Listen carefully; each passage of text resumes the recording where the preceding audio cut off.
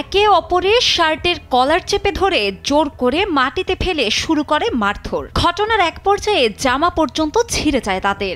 সবকিছুরই সাক্ষী হলেন ভিড়ে ঠাসা মেট্রোর সহযাত্রীরা।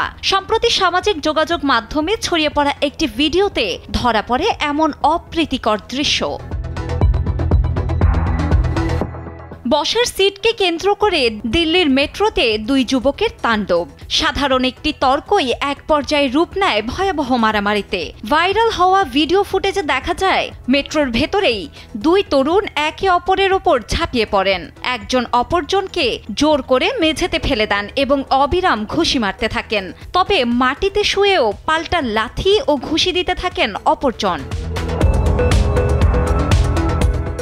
এমন অপ্রত্যাশিত হানাহানি দেখে হতভম্ব আতঙ্কিত সহযাত্রীরা বেশ অনেকক্ষণ তাকিয়েই থাকেন। মারপিটের তীব্রতা বাড়তে দেখে শেষমেশ কয়েকজন এগিয়ে আসেন। দুজনকেই খুব কষ্ট করে আলাদা করেন, পরে শান্ত করার চেষ্টা করেন। জানা গেছে এই সংঘর্ষ শুরু হয়েছিল মেট্রোর ভেতরে বসার জায়গা নিয়ে তুচ্ছ তর্ক থেকে।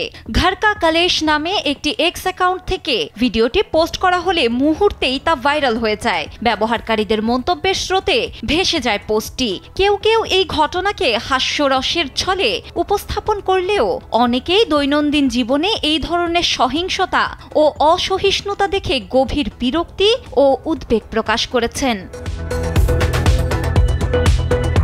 দিল্লি মেট্রোর এমন অদ্ভুত ঘটনা এর আগেও বহুবার সংবাদ শিরোনাম হয়েছে। কখনো যাত্রীদের সামনে তরুণ তরুণীর অতিরিক্ত ঘনিষ্ঠতা, তো কখনো বসার স্থান বা অন্য কোনো ব্যাপার নিয়ে বিবাদ। এবার বসার সিট নিয়ে তুলকালাম কাণ্ড।